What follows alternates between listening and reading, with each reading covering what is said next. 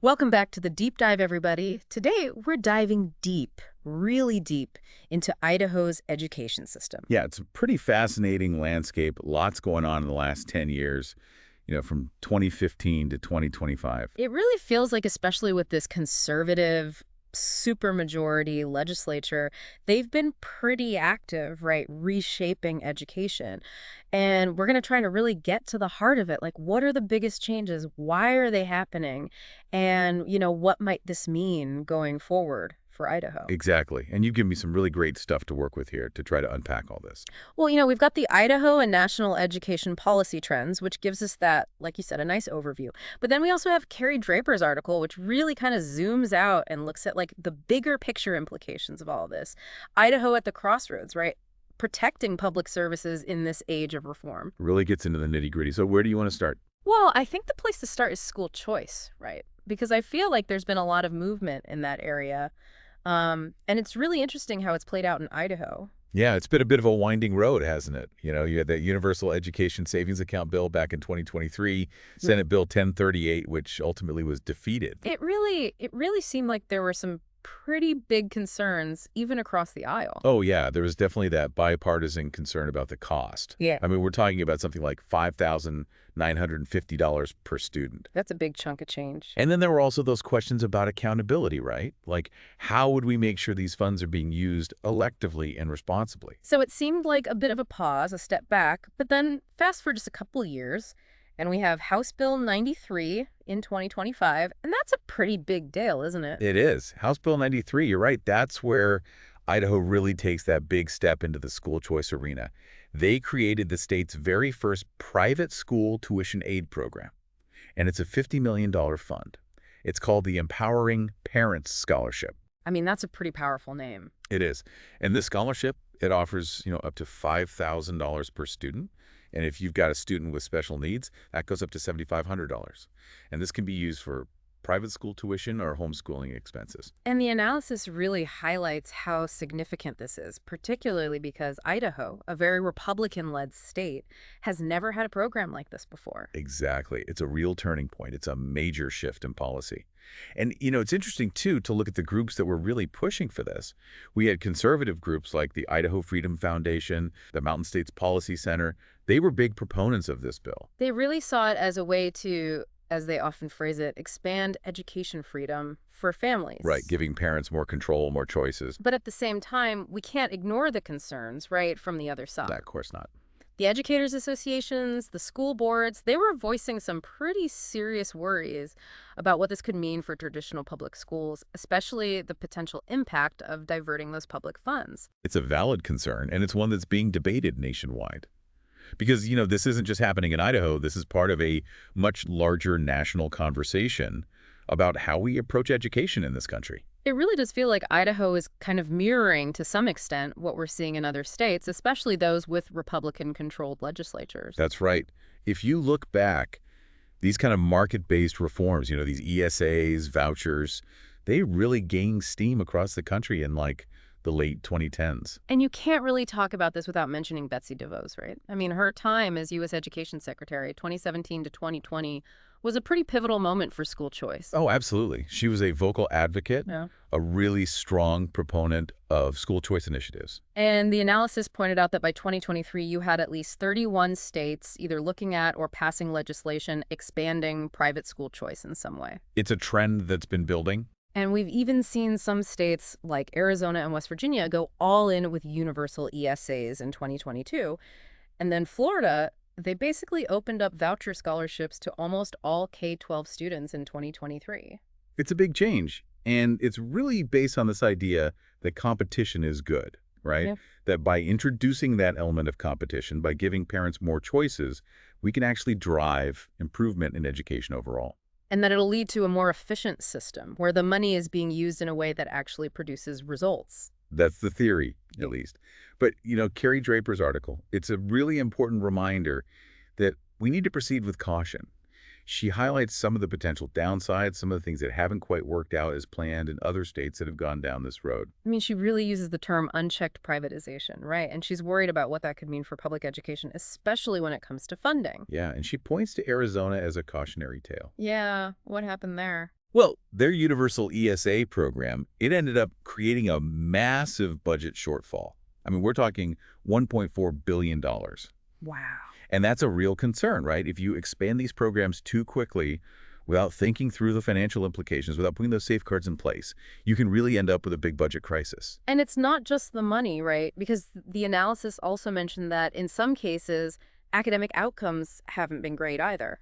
That's right. They pointed to Louisiana, where some studies showed that students using vouchers were actually performing worse academically, particularly in math, compared to students who stayed in the public school system. It really raises questions about whether simply offering choice automatically translates into better education for everyone. Exactly. Choice itself is not a magic bullet.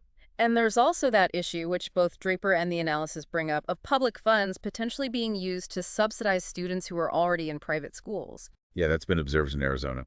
It's a tricky issue, right? Because the goal of these programs is often to expand opportunity for families who wouldn't otherwise have those choices. Right. So if the money is just going to families who are already sending their kids to private school, is it really achieving that goal? That's the debate. Now, it is worth noting that Idaho's approach seems to be a bit more measured, right? Yeah, they've tried to kind of strike a balance with that budget cap and by focusing on families who haven't had access to these options before. So it's a more cautious step, at least initially. But, speaking of potential unintended consequences, let's shift gears a little bit and talk about curriculum and ideology, because that's been another big point of contention, especially in Idaho. Oh yeah, it's been a hot topic for sure.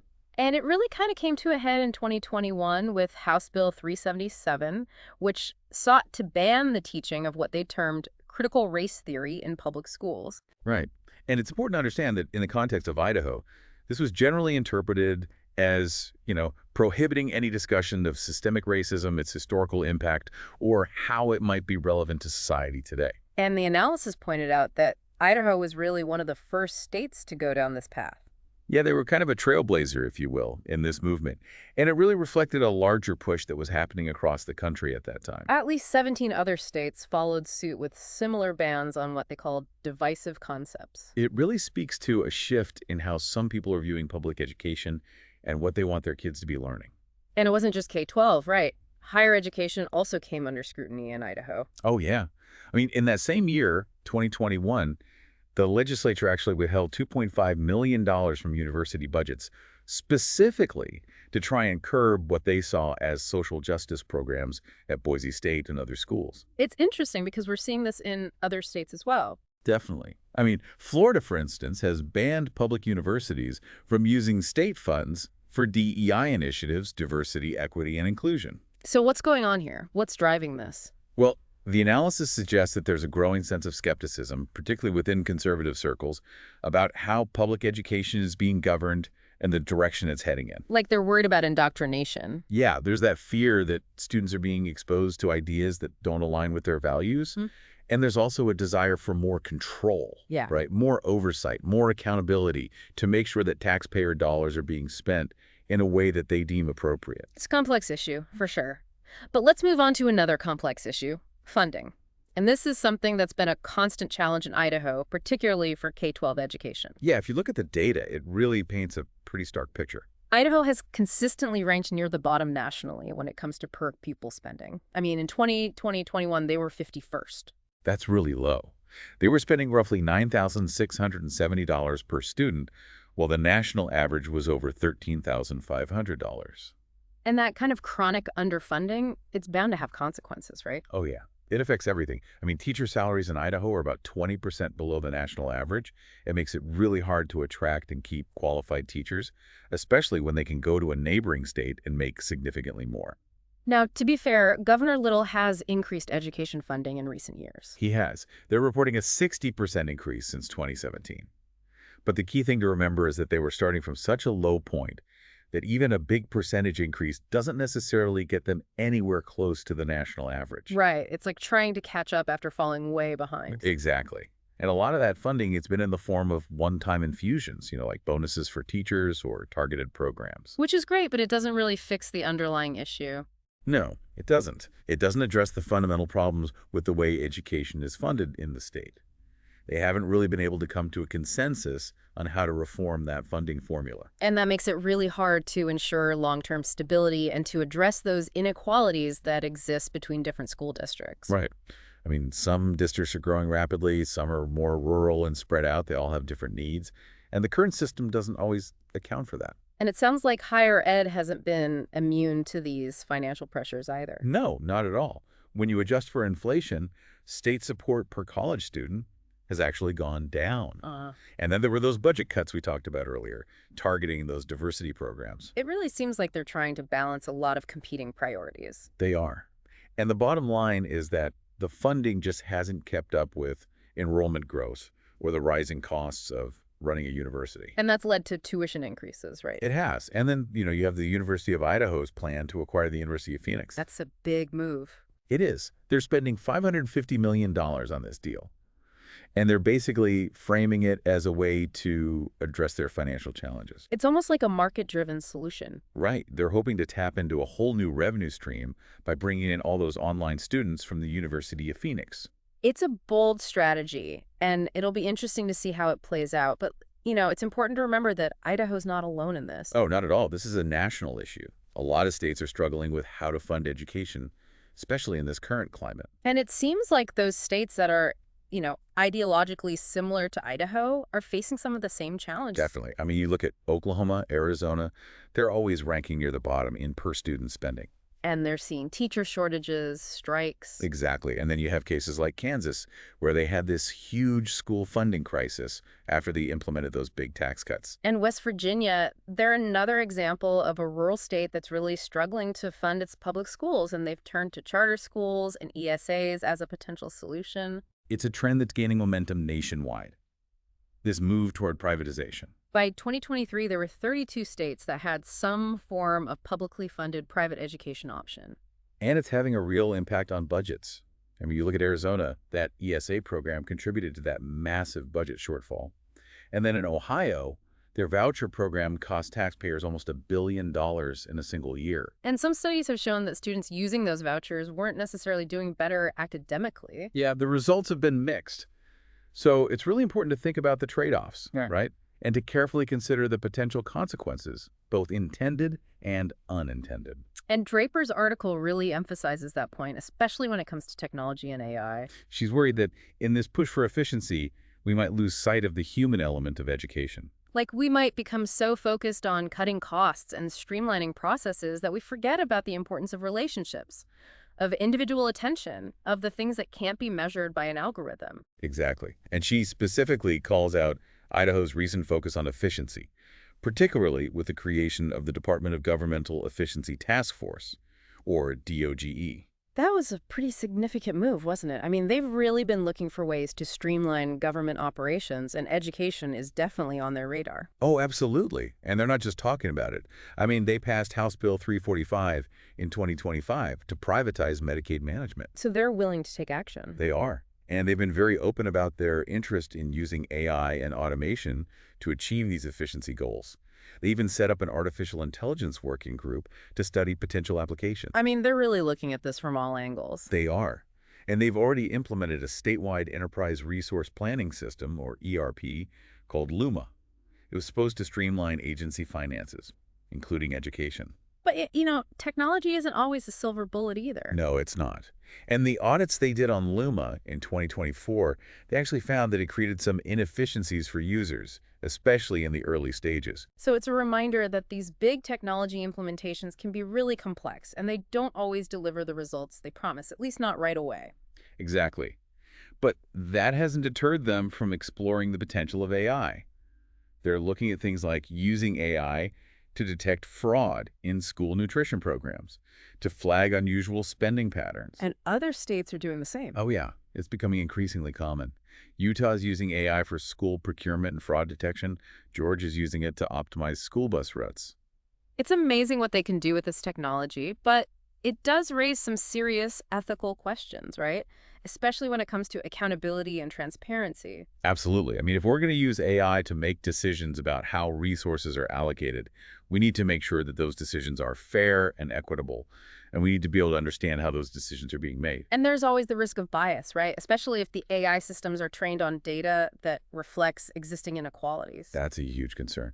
And then there's the privacy issue. Yeah. How do we protect student data when it's being analyzed by AI? And Draper is particularly worried about the potential for DOGE to kind of overstep its bounds. Yeah, she's concerned that if they're not careful, they could end up using AI in a way that bypasses human oversight, that leads to decisions that are harmful to individuals. So we're really talking about a potential erosion of due process. Exactly. And she's urging policymakers to put those safeguards in place to ensure that any automation of government functions is done in a way that's transparent and accountable. So when we take a step back and look at all these different changes, all these moving parts, what kind of impact do you see this having on the quality of education in Idaho and on communities as a whole? Well, it's hard to say for sure, but there's some potential red flags. I mean, years of underfunding have already taken their toll on Idaho's K-12 system. We're seeing larger class sizes, outdated materials, high teacher turnover, especially in rural areas. Exactly. And while their average test scores are okay, there are these significant achievement gaps for certain groups of students, particularly those in rural areas and those from marginalized backgrounds. And there's a concern that ESAs could actually make those inequalities worse by draining resources from public schools. Right. And those smaller rural schools, they're particularly vulnerable. I mean, if they lose a significant number of students, they might not be able to stay open. And then there's the impact on teachers. Oh, yeah. I mean, between the curriculum restrictions and the limited resources, it's no wonder that teacher morale is low and turnover is high.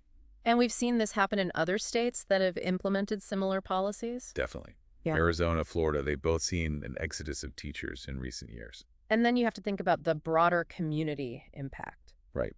Public schools are often the heart of a community, especially in those small towns. If those schools close, it can really devastate a community. It can.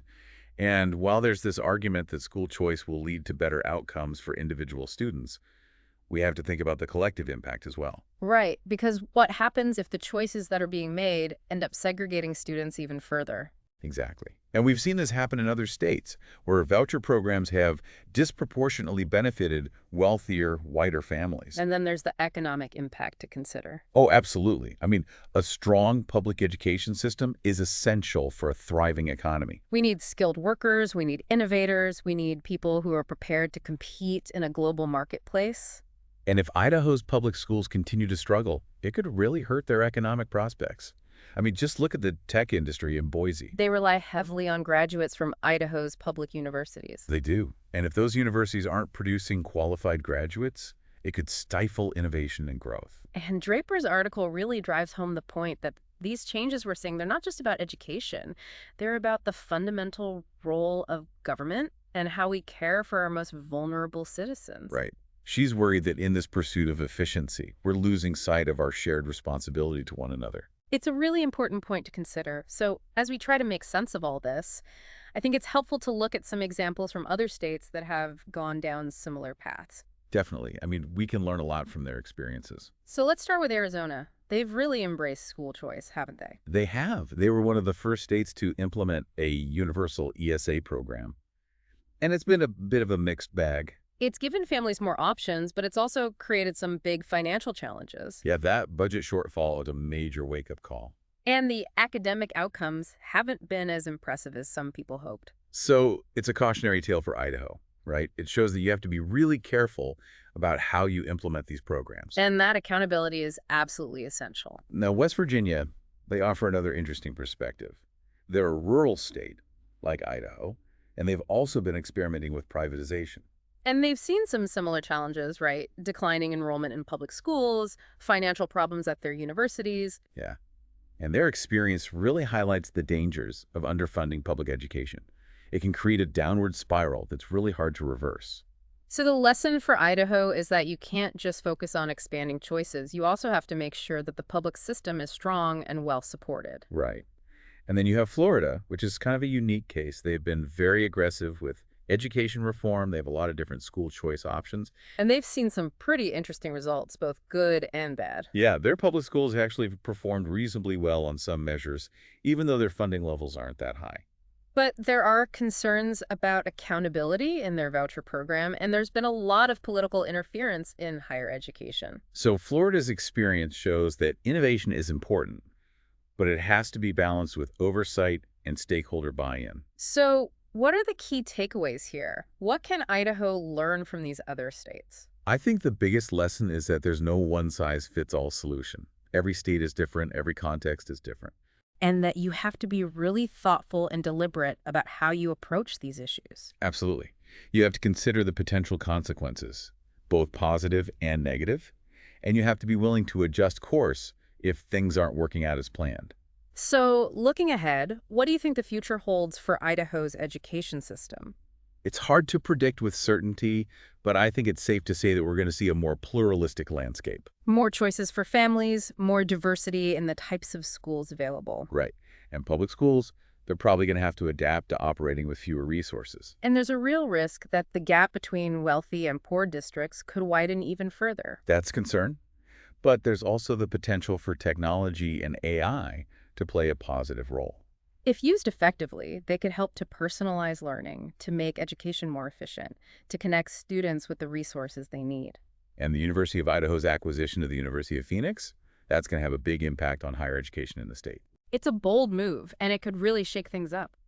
But ultimately, Idaho's success will depend on whether they can find a way to balance fiscal responsibility with investment in human capital. Right. Because education is an investment in the future. It's an investment in our kids, in our communities, in our state as a whole. So, based on everything we've discussed today, what are some of the key policy recommendations that you would make for Idaho? Well, I think the first and most important thing is to ensure adequate and sustainable funding for public education. And not just funding, but funding that's distributed equitably so that all students have access to a quality education, regardless of their zip code. And that means addressing the funding formula, right? Making sure that it reflects the needs of different districts. Exactly. And then when it comes to school choice, I think it's important to proceed with caution. I mean, choice can be a good thing, but it has to be done in a way that doesn't undermine the public school system. And that means strong accountability measures for private schools that are receiving public funds. Absolutely. And we need to make sure that these programs are actually serving the students who need them most, not just those who were already going to private school. And we can't forget about teachers. No, we can't. We need to pay them a competitive salary. We need to provide them with the support they need. We need to listen to their concerns. And we need to involve them in the policymaking process. Definitely. And as we embrace technology and AI, we have to do it ethically. We have to be mindful of the potential risks. We need to make sure that these tools are being used to enhance education, not to replace human connection and judgment. Right. And we need to have open and honest conversations about these issues involving all stakeholders so that we can find solutions that work for everyone. So it's a complex landscape with a lot of challenges and opportunities. But the future of education in Idaho really depends on the choices that are being made today. And those choices, they're being made by all of us.